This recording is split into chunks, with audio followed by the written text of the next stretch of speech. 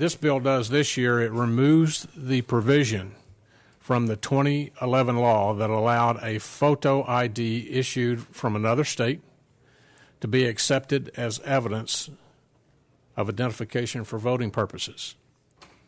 It also allows a student photo ID card issued by a state public institution of higher education to be used as evidence of identification for voting purposes. That's number 2.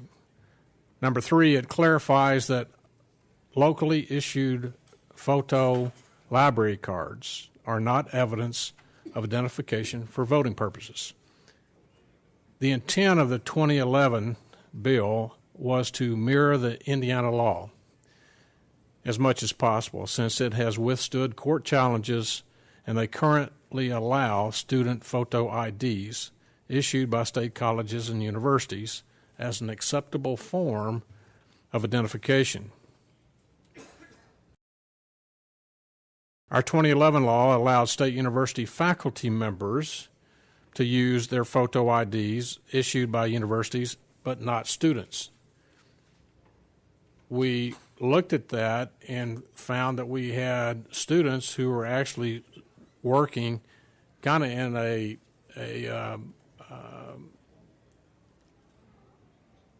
dual capacity as a student, as well as working as with the faculty professor and being paid for that. So we now believe that the state issued ID has worked as a sufficient form of identification that its students should be included. That Indiana bill is the only bill that has gone all the way to the U.S. Supreme Court and withstood all the challenges. So this bill also clears up any confusion regarding locally issued photo library cards, which was never the intent. We discussed it. It was never to be intended to allow under the original 2011 law. The Tennessee Court of Appeals ruled last fall that library cards issued by the Memphis Library were an acceptable form of identification for voting purposes. The court said that in the 2011 law did not clearly spell out that locally issued photo ID cards were not allowed. So the state appealed that decision to the Tennessee Supreme Court, and the Tennessee Supreme Court lifted the automatic stay for the limited purpose of ordering that Memphis library cards be accepted in the November 6th election. And the appeal was heard by the Supreme Court, but no decision has been made as of today. So they'll be ruling on this past law of 2011. We want to go back, and I even offered to the courts that I would come and testify that was never the intent to allow library cards, because once you get into a local issuing of cards, that was never the intent. Locally issued cards were considered when debating the original bill, but after reviewing the process, it was determined that the safeguards were not in place to ensure the integrity of the ballot, like state and federally issued ID cards. According to the Division of Elections, voter education will be published during the regularly scheduled publication prior to the elections without an increased appropriation to reduced reversion. It's the same list that we had in 2011 law.